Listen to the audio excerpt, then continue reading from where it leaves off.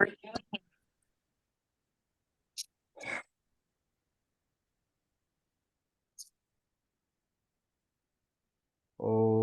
Shiva-Samārambhām Shankaracharya-Madhyamām Asmadacharya-Paryantām Vande Vande Guru Guru Paramparam. Om Sahana Bhavatu Sahano Bhunaktu Sahaviryan Karvavahai Tejasvinavadhetamastu Vishvavahai Om Shanti Shanti Shanti Om Tat Sat Om Namah Shivaya. Om Tat Sat. Om Namah Shivaya. So we had finished the first three Dhyana slokas of Daxinamurthy Stotram. So we will chant the fourth one, the fourth Dhyana sloka. Nidhaye sarva vidyanam vishaje bhavaroginam.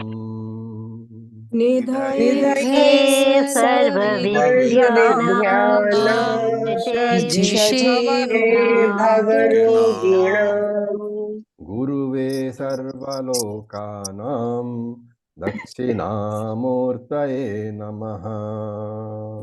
Gurave sarvalokanam Dakshinamurtaye namaha. Okay, so more prostrations, more salutations. Dakshinamurtaye namaha. Namaskara to Dakshinamurti. And what sort of Dakshinamurti? That we find in the other description. Nidhaye sarva vidyanam. So this is Nidhaye, not Nidhanam. Nidhi means the residence, the abode. Therefore, Nidhaye, the abode, sarva vidyanam, abode of all knowledge. Sarva vidya means all vidya, that is paravidya and aparavidya. Why is saying that? Because the teacher who teaches must have three basic skills. First is, it should be understanding of the language. So Padashastram we call it, understanding of the padas. So it should be either, whether it is Sanskrit or English or Hindi or Gujarati, whichever language it is, the teacher must have a thorough command over the language in order to be able to communicate properly. So Padashastram, understanding of the language. The second one is Tarka Shastram. He should have a mastery over the art of logic, logical thinking. Why is this necessary? Because as he discusses, he is able to point out the logic behind his arguments. And if the student asks a question or comes up with some sort of a interpretation which is logically incorrect, he must be able to point out the logical error and therefore convince, and that's how he convinces the student that the error is logical, and once you correct the logical error, the correct interpretation comes out. So Padashastra, Tarka Shastram and Mimamsa Shastram. So Mimamsa is a particular technique of interpreting Shastra. So this also he should know. And all these three are very important for a Shastric teacher, because Shastram, on the face of it, the language is full of apparent contradictions. And therefore, all good Acharyas should have a command over these three areas. Any good Acharya must have a command over these three areas. What to talk about? Dakshinamurti himself, right? So he says, Bhishaje Bhavaroginam. So Bhishaja is a doctor, a physician. And what is the disease which he is a doctor of? Bhavaroginam. So Bhava is samsara. Bhavaroga means samsara roga, the disease of samsara. So Bhishaje Bhavaroginam, this Dakshinamurti is a physician or doctor who cures a student of the disease of samsara.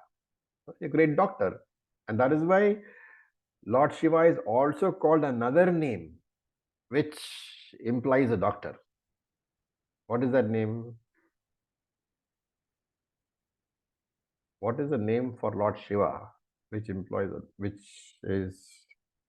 shows that he is a doctor? No? Nobody knows. One of his names is Vaidyanathan. Okay, what is a Vaidya? Vaidya, physician, a doctor. And so Bhavarogaha. So Bhavaroga has a particular definition. Punaha punaha jayate iti bhavaha. Being born again and again, that is bhavaha, that is samsaraha. So Bhavarogi is the person who is a victim of samsara, and Guruve Sarvalokanam, such a Dakshinamurti, such a great teacher, is the Guru of the Sarvalokanam, entire universe. And here we can talk about not only the universe, or not only that part of the universe which comes to study Vedanta, but he is also Guru for everybody else in terms of giving the blessings. Maybe not the knowledge, but he can give the blessings. So now we look at the fifth Dhyana sloka and we'll chant. Om Namah Pranavarthaya Shuddha Jnanaikamurtaye. Om Namah प्रणवार्थाय Pranavadhaya शुद्धज्ञानैकमूर्तये Nirmalaya Prashantaya Dakshinamurtaye Namaha. Nirmalaya Prashantaya Dakshinamurtaye Namaha. So Dakshinamurtaye Namaha. Namaskara to that Dakshinamurti who is Nirmalaya, Nirmalaya, free from impurity. And what are the impurities for the person who is suffering from samsara? What is the basic impurity? ignorance Ajnanam. And what is the Ajnanam leads to what symptoms? Raga, Dvesha, Kama, Krodha, Lobha, Moha, Mada, Matsarya. Exactly. So Ajnanam, first of all, leads to, Ajnanam means a knowledge or ignorance of the fact that I am Brahman, which leads to the idea that I am this body-mind complex, which we call Ahankaraha. And therefore, Ahankara, when you see, it manifests as Dambha, Kama, Krodha, Lobha, Moha, and Raga, Dvesha, everything. And this itself is Punya Papam. And because of that, you are impelled into action, karma, and therefore Punya Papa Karma is done. Punya Papa Karma leads to Sukha Dukkha Phalam. Sukha Dukkha Phalam leads to reincarnation, Punajanamaha. And therefore, this Nirmalaya means he is free from the basic impurity of Ajnanam, which means Ahankara is not there, Raga, Dvesha, Kama, Krodha, Lobha is not there, no karma is there, no karma phalam is there. And because of all that only, Prashantaya, peaceful, free of all disturbances. And to such a Dakshinamurti, Om Namah Pranavarthaya. So Pranavarthaya is Pranavasya Arthaha. So what does Pranavasya Arthaha mean? The meaning of the word Pranavaha. And Pranavasya Arthava is the meaning of Om. So Om is got two parts, Saguna and Nirguna Swarupam, right? How is that manifesting? When you say Om, there are two aspects. First, the sound of Om, and then the silence before the next Om. And therefore, this sound, Om, corresponds to Saguna Brahman. And the silence corresponds to Nirguna Brahman. We'll study more about this in Mandukya, where there is a Amatra and Matras. The three Matras, A, U, Ma, represent Saguna Brahman. And Amatra, where there is no Matra, that represents Nirguna Brahman. So Akara, Ukara, Makara correspond to Saguna Brahman. What is the correspondence? Akara is by way of Virat. Ukara is by way of Hiranyagarbha. Makara is by way of Antaryami. In other words, Thulaha, Sukshmaha, and Karana Prapancha. Right? These three are the corresponding for Saguna Brahman. And of course, that consciousness because of which Saguna Brahman exists, that consciousness is Nirguna Brahman. And therefore, the meaning of Omkara is basically Dakshinamurti, and that this Dakshinamurti is represented by Pranavaha, Therefore, I am giving my namaskara to Pranavaha. And it's interesting to point out the derivation of Pranavaha. It consists of two words, pra plus navaha, right? What is navaha? Nuyate anena iti navaha. Nuyate means abhidiyate, that which is pointed out, by something is described. So nuyate is to describe or to point out. Nuyate anena iti navaha means that by which something is called. That is called navaha. What is that word by which something is called? The name. The name. So nama, right? And pranavaha therefore means, pra means prakarshana, proper. So pranavaha means proper nama, proper name. And what is proper name? Om. So that pranavaha, that Om, is the name given to Dakshinamurthy, right? And what kind of Dakshinamurthy is this? Shuddha Jnana Ekamurtaye. That is the breakup there. Shuddha Jnana Ekamurtaye, right? Shuddha Jnanam means pure consciousness. So your Jnanam is not knowledge. Jnanam is consciousness. Shuddha Jnanam, pure consciousness, is his nature. Ekamurtaye means non-dual. So that Dakshinamurthy, his real nature is pure non-dual consciousness. And Saguna form, of course, we are there. Saguna form, we have to worship. But to be able to understand that Saguna form, we must remember that Saguna form is something on which we are superimposing the Nirguna Brahman. And therefore, when I am doing Namaskara, my Namaskara really goes to that formless Nirguna Brahman. Okay. Now, the last Dhyana Sloka. This is one which all of us know also mostly. Ishvaro Gururatmeti Murti Bheda Vibhagine. Ishvaro Gururatmeti Murtibheda Vibhagine Vyomavad Vyapta Dehaya Dakshinamurtaye Namaha. So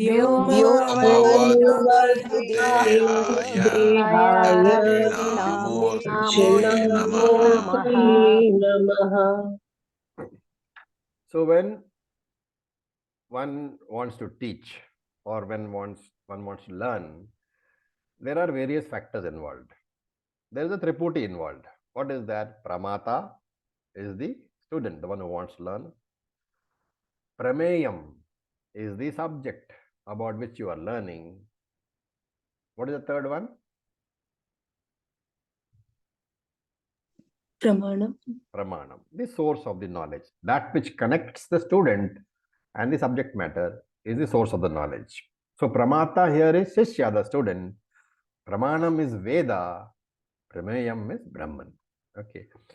But for our understanding, though we say Pramanam is Veda, for us practically, Pramanam is teacher. Acharya is Pramanam. Why? Because the words of the Veda, the words of the Shastram, they are communicated to you through the mouth of the teacher. And therefore, the words of the Shastram come alive to transform you or to give you knowledge only by the person who is capable of communicating the meaning which is intended by scripture. So to give a rough example, in today's language, you can think of Veda as a MP3 recording, right? By itself, nothing will happen. It will just remain on your table. But that recording to be heard, it has to be processed by an audio player, by an MP3 player. When that MP3 recording is passed through the MP3 player, it emerges as music. And so here the rough equivalence is MP3 is the Veda and the MP3 player is the teacher. And it's got a very important significance, this particular example. What is that? The MP3 player cannot produce any music on its own. It can only reproduce what is there in the MP3 recording. And that is why Guru is taken as Pramanam, Acharya is taken as Pramanam, because he doesn't give his own views.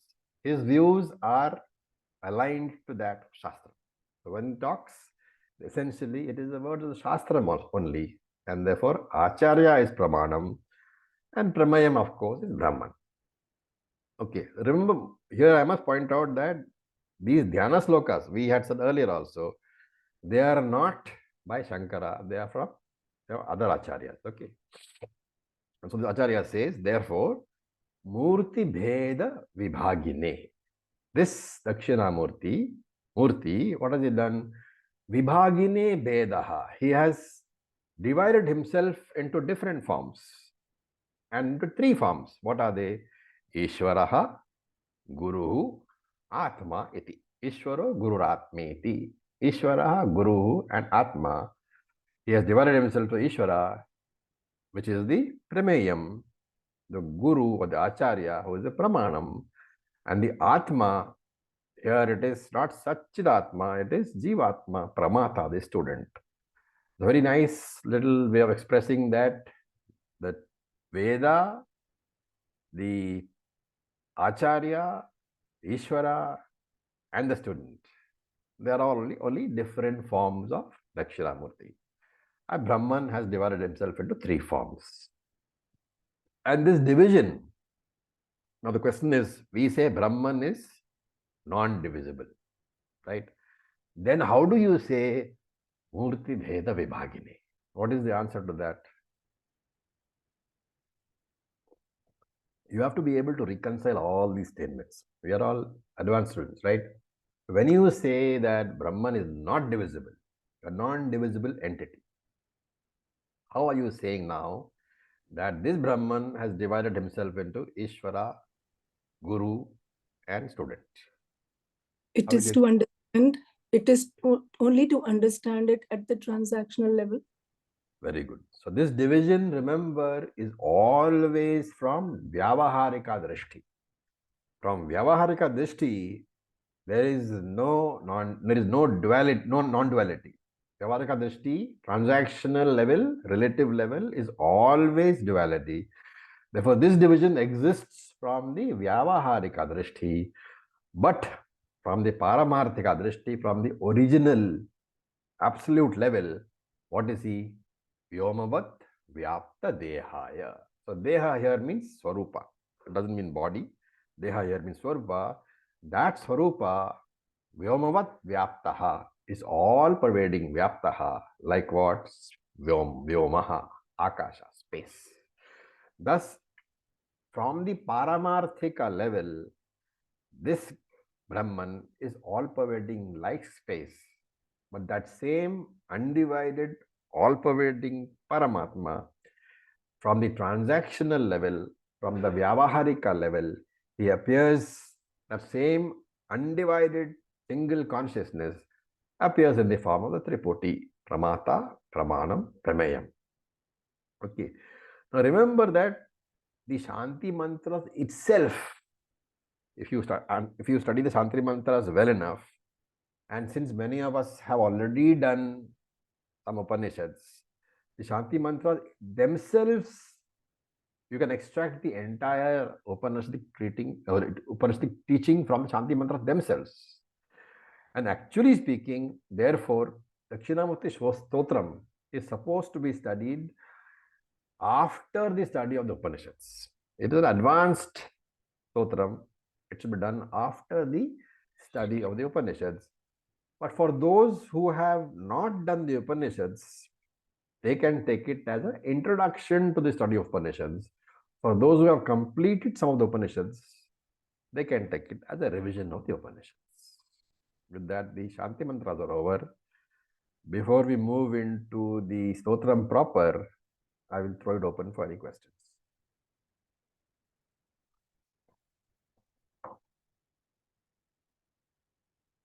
No questions? Okay.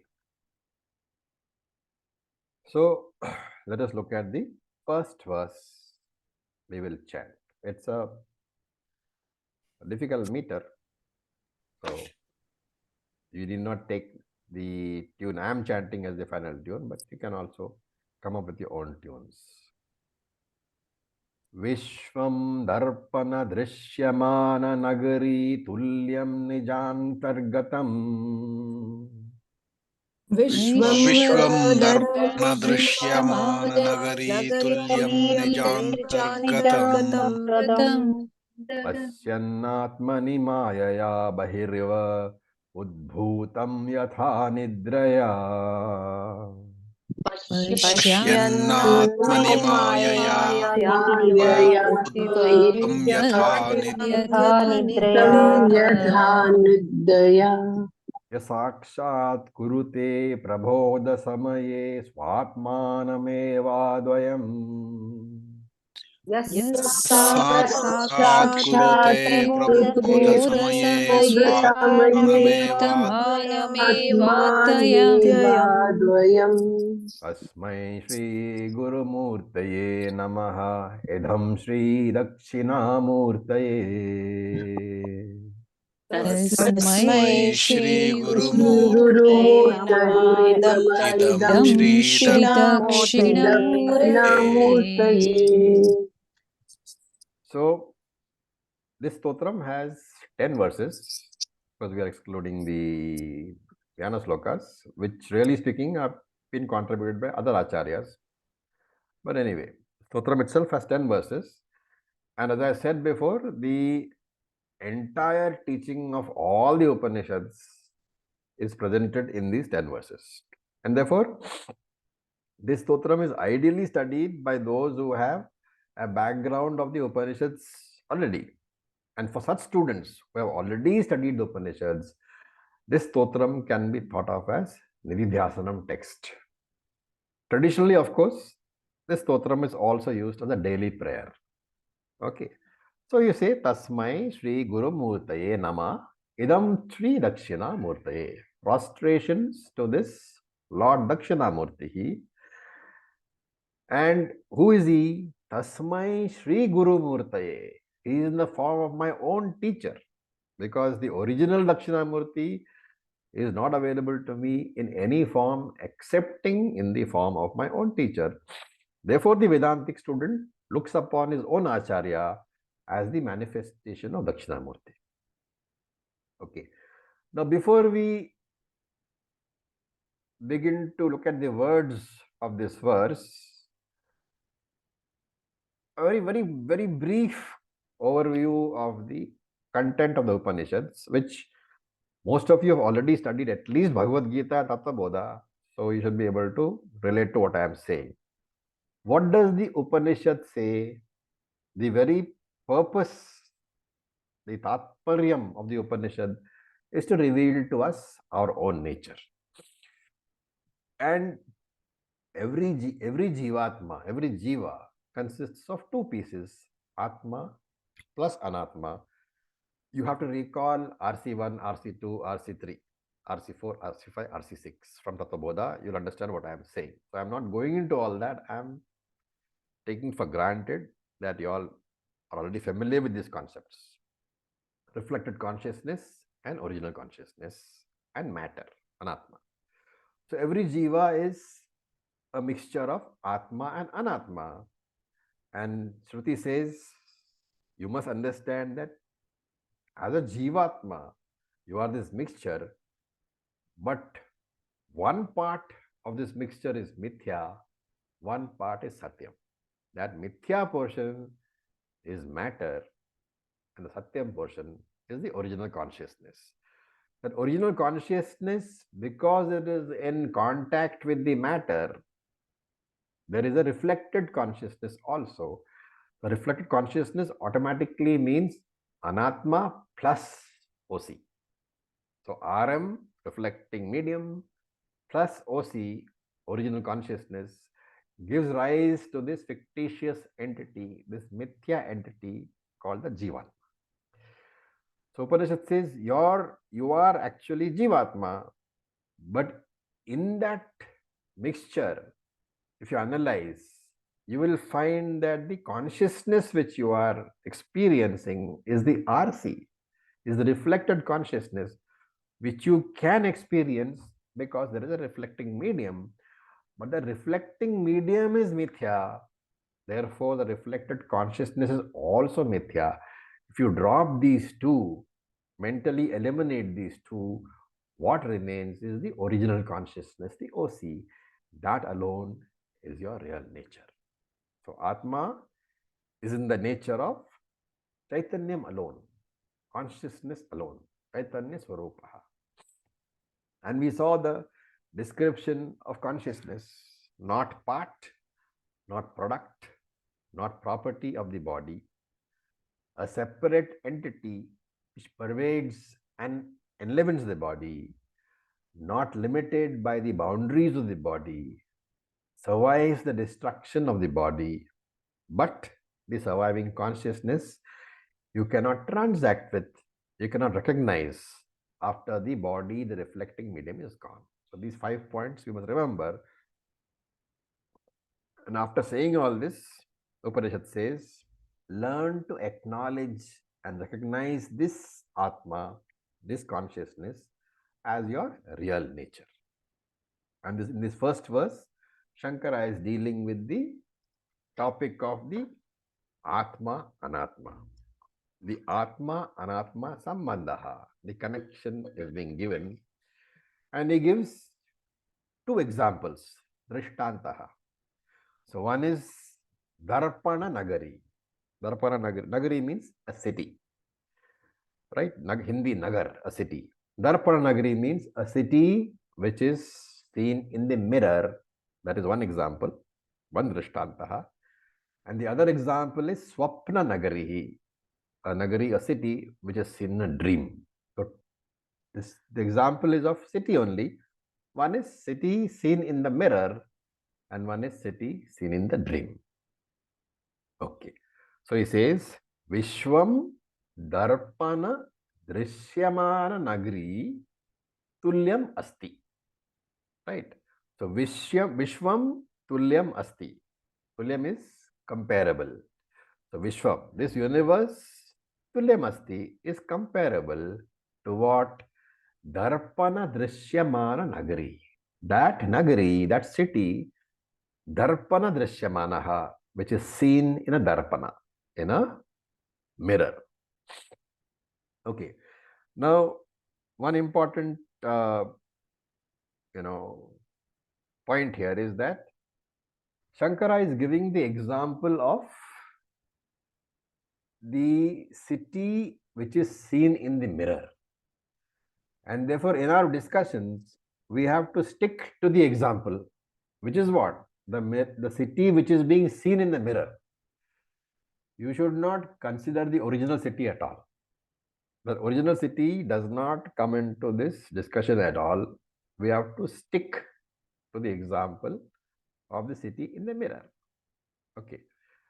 And what is the next one? Vishwam Nija Antargatam Swapnam Vishwam. So Vishwam Nija Antargatam. Nija means me, Antargatam means inside me. So Vishwam Nija Antargatam. That city is inside me only. Like what? Swapna Vishwam Nija Antargatam. In the same manner as the dream universe or the dream city is inside me. Okay, two examples are there. I'm taking one at a time. So, but here he's simply saying that the universe or the city is inside me, right? And therefore, this use of the word Vishwam has to be understood as two usages. One is as Jagrat Prapancha, the world which I see when I'm awake, and again as Swapna Prapancha, the world which I see when I'm asleep. So dream universe and the Jagrat universe, both are being considered. And he says, Vishwam Nija Antargatam. Both these universes, the Jagrat Prapancha and the Swapna Prapancha, they are inside me only, right? They are both within me. So in the dream universe, I am the subject and the universe is within me. So Shankara is pointing out that we have to understand that just as the dream universe is within me and therefore is mithya in status, right? It's a very important idea. The dream universe is within me and has a mithya status that all of us are willing to accept. But Shankara is saying both are within you. Even the Jagrat Prapancha is within you. And therefore, please understand that the status of the Jagrat Avastha is not different from the status of the Swapna Avastha. The Jagrat Prapancha enjoys the same degree of reality as the Swapna Prapancha. If you consider, if you are willing to accept that Swapna Prapancha is Mithya, you have also necessarily to accept that Jagrat Prapancha is also Mithya. So please understand, there is no difference in the Mithya status of Jagrat Avastha and Swapna Avastha, of Jagrat Prapancha and Swapna Prapancha. Okay. Now let us look at the Darpana example, mirror example. Okay, what are the learnings that we can do?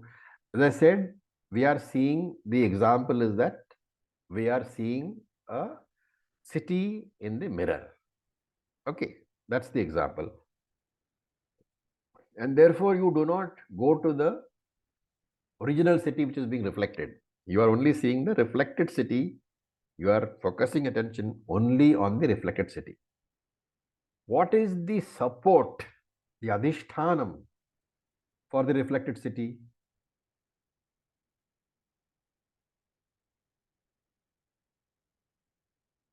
What is the adhishthanam for the reflected city?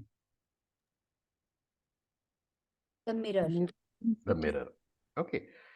Why do we say so? Because the entire city exists within the mirror only, and no part of the city can exist outside the mirror. That is why I am repeating. This is the city which is reflected in the mirror. The original city we are not considering at all. Therefore, the entire city is existing within the mirror, and no part of the reflected city can exist outside the mirror. Therefore, the first learning is that the Darpana is the Adhishthanam for this Nagari. The mirror is the substratum of the city, reflected city. Okay, that's number one. What is the next learning? How long will this reflected city be seen? As long as the mirror is there. If the mirror breaks, the city disappears. Therefore, the Satyatvam, the existence of the city, is dependent upon the mirror. Okay. Even though I experience a city in the mirror, I am able to see what all is going on. I am able to see the cars moving in the city, right? Even though I am able to see the entire city and its movement in the mirror, the city has no independent existence apart from the mirror. Therefore, the city has paratantra satta, dependent existence, and therefore it is mithya. This city has no separate existence apart from the mirror. The mirror can exist without the city, but the city cannot exist without the mirror. And therefore, city has, the Nagari, the city has paratantra satta. The Darpana, the mirror, has independent existence, swatantra satta. Therefore, the second feature is that the mirror is satyam, the city is mithya. Why? Because city cannot exist without mirror. Mirror can exist without the city. Therefore, the sambandha, the connection is satya mithya sambandha. Okay. Thirdly, whatever happens in the reflected city, whether there is a flood or a fire or a terrorist attack in the city, the mirror remains untouched. And therefore, asangatvam. The mirror is not disturbed by whatever happens in the city. It is independent of the city in terms of anything which happens in the city, which is called asangaha, not connected to. Even though there is a mithya satyam sambandha, whatever happens in the mithya world, mithya city cannot touch satyam adhishthanam. Satyam support, the mirror cannot be touched. So that is the third one. So what have we seen so far? Adhishthanam, mirror adhishthanam. Mirror is satyam. Mirror is asangaha. Three things we have seen.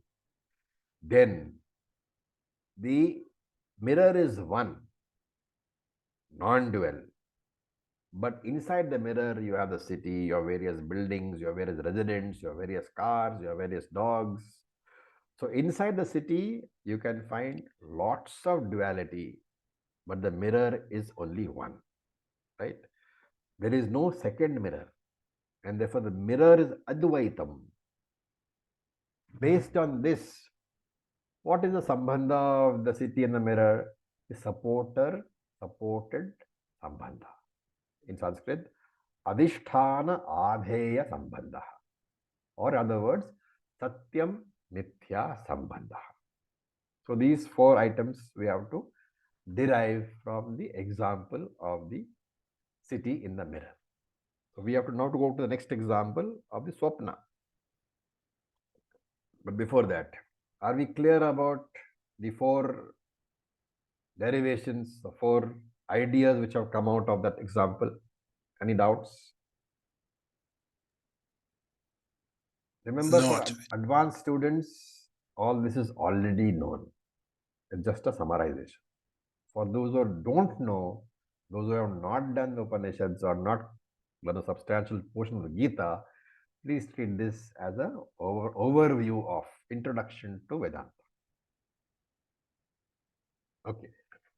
Now let us look at the next example, which is the dream example. The dream city or the dream universe. That Swapna Prapancha is also within me, right? What was the earlier one? City and mirror.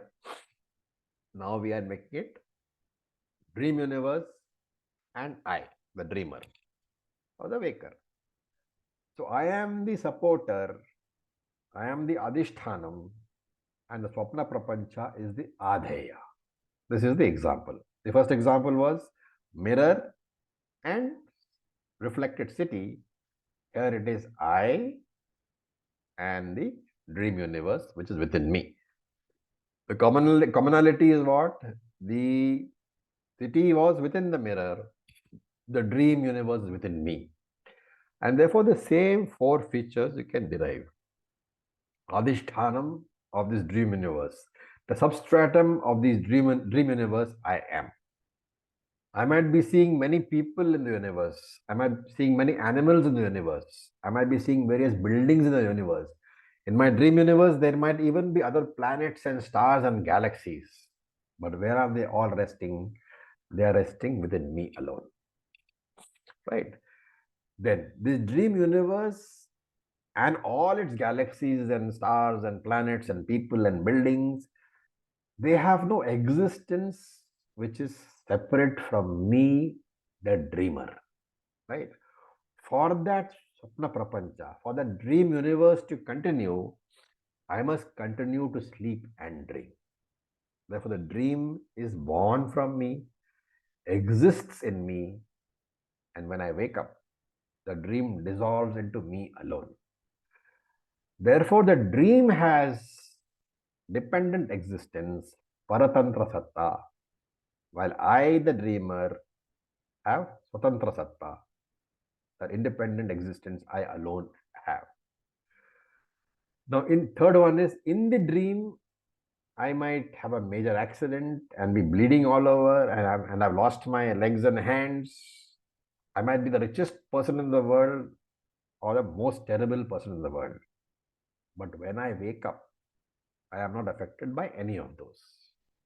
Therefore, whatever happens in my dream universe I, the waker, am not touched. The third one is asangatva. So we are seeing the same things. Adhishthanam I am, Satyam I am, Asangaha I am. And the last one is Advaitam. I might be a great emperor and have a huge army, but these are not apart from me.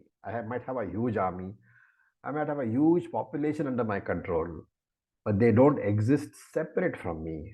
They exist in me alone. I am only one, Advaitam. And I project this from my own mind. And this multiplicity of objects and people and buildings I project.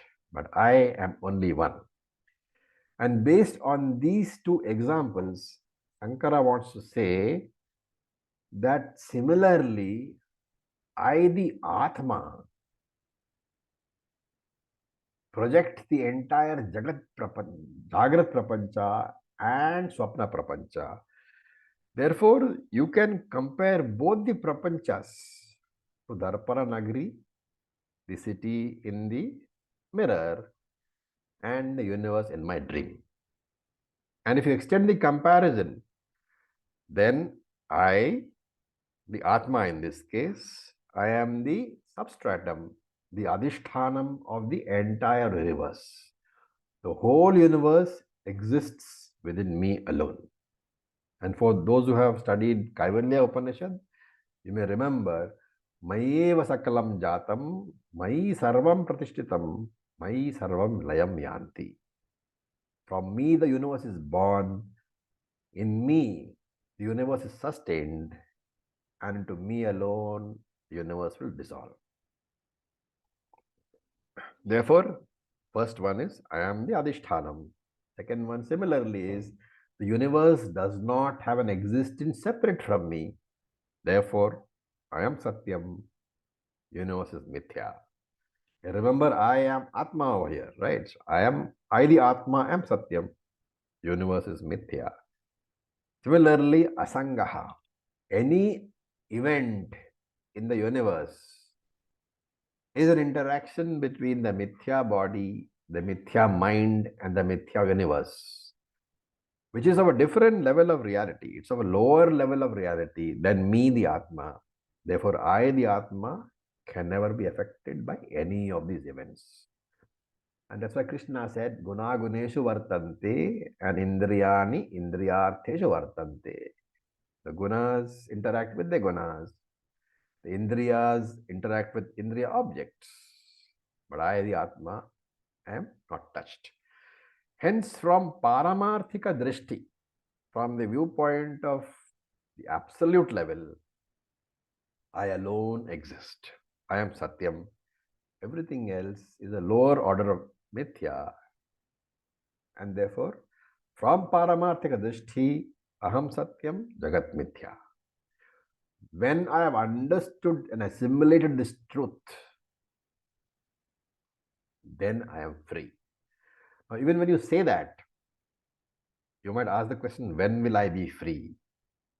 And the answer is that I have been free always, I am free, and I will always be free. The fact that I think I am not free, that is the problem. And that bondage, that mistake, is what we are trying to address through Vedanta. Bondage exists only as an error in my thinking. And therefore, once a thinking error has been rectified, you will find the bondage never existed. It's not that bondage goes away. The bondage itself was a mistake. So there is a third one, which is Advaitam, which is Asanga. The fourth one is Advaitam. Advaitam is what? I am Satyam, therefore the world is Mithya. Nothing which is Mithya can be counted because it is of a different level of reality. The money which I have in the bank in my dream cannot be counted with the money which I have when I wake up. The only thing that can be counted from the Satyam angle is Atma. Atma alone exists and therefore Advaitam. So these are the four features which you have to extract from the sloka. Right? Now, now look at the dream example. When I am in the dream, to the dreamer, to me, the dreamer, the dream appears to be outside me, and therefore it seems real. Right? Remember that I, the waker, have fallen asleep and projected the dreamer and the dream. And since the projection is by the waker, the dreamer is not aware that the dream is a dream. Therefore, the dream appears outside him and appears very, very real. And that is why when you are chased by a tiger in the dream, you can wake up with a pounding heart, right? It has made its effect felt at the physical level. So the rule is that this Nidra Shakti, it makes the non-real dream appear to be real, right? And if you extract a definition of sleep from there, what is that? To the dreamer, the dream world feels real because he is not aware of his real status as the waker. Not being aware of my Jagrat nature, not being aware that I am the waker, and the waker is the adhishthanam of both the dream and the dream world. That is the mark of nidra, that is the mark of sleep. And when the dream goes away, prabodha samaye, prabodha means when you are woken up, prabodha samaye, when I wake up, then I'm aware that I am the waker and the dreamer was a projection and the dream was also unreal. Therefore, waking up, prabodha, is becoming aware of my real nature as the substratum, as the adhishthanam. Right? Now, that is as far as the dream example goes. If you project it into our lives, the equivalent of nidra, sleep, is what? Ajnanam, ignorance, due to which the world which is actually inside me appears to me as outside me and different from me, and therefore it threatens me. Just as for the dreamer, the dream prapancha is outside him, and therefore the dream tiger appears to threaten him. Right? Now look at what the verse says. Pasyan Atmani. So Atmani Pasyanti. He sees within himself what? The Jagrat Vishwam. The entire universe he sees within himself. When the wise man, having woken up from Ajnanam, not from the sleep, having overcome his ignorance through Sravanam, Mananam, Nididhyasanam, he understands that the world is within himself. And just as the Swapna world is Nija Antargatam, is within me. And when I'm asleep, what happens? Nidraya Bahihi Udbhutam Iva Bhavati. When I'm asleep, that Swapna Prapancha, which is really within me, Nidraya, when I'm asleep, it appears, Bahihi, appears outside me as if outside. The Eva is very important. Eva means it appears as if it is outside me and therefore subject to space and time. And then when I interact with the dream world objects, this gives rise to interactions, sukha dukkha, which is because of the exhaustion of some of my prarabdhas.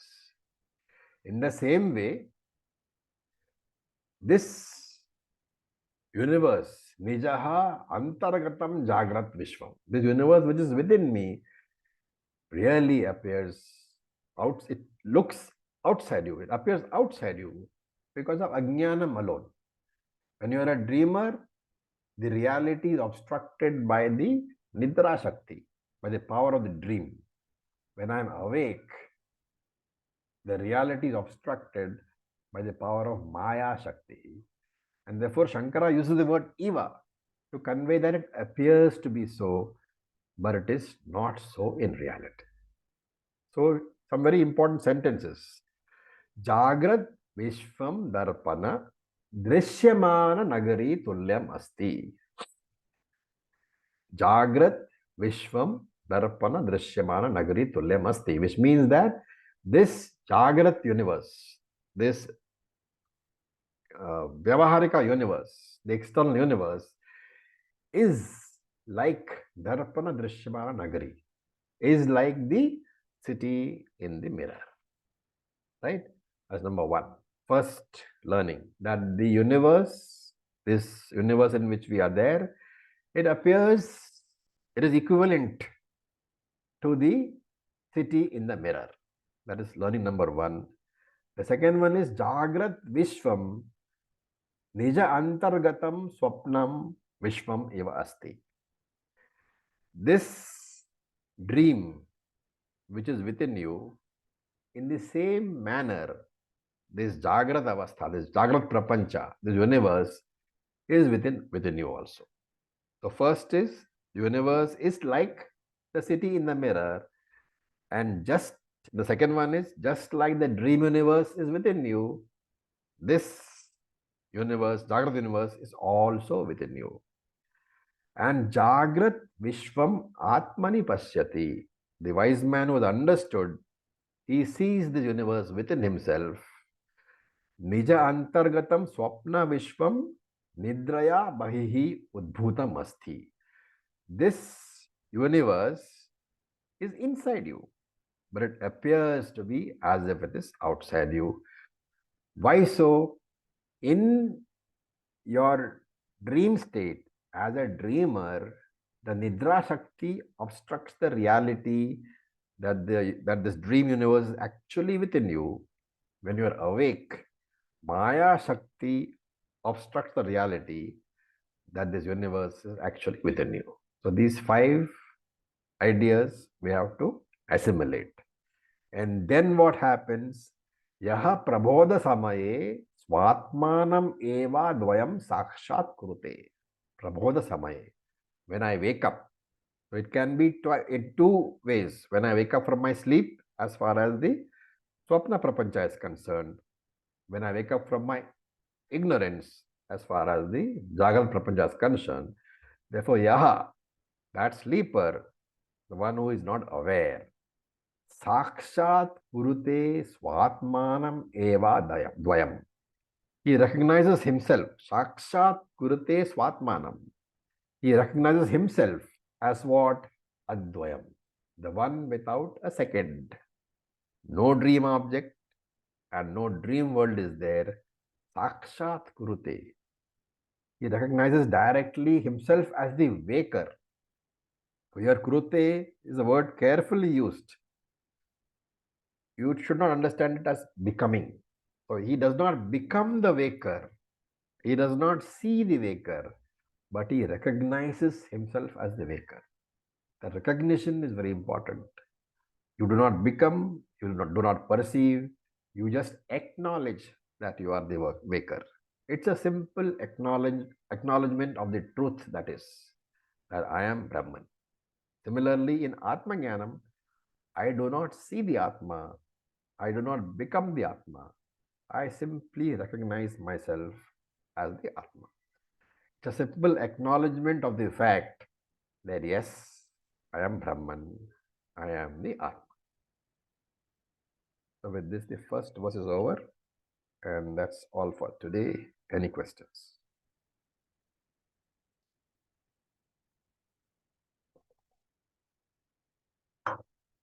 To understand this, you need to go over it again, jot down the ideas, try to relate it to all the teachings which have come so far in Upanishads, in Bhagavad Gita, in Tattva-bodha, and then assimilate it fully. Then it can be used as Nididhyasana.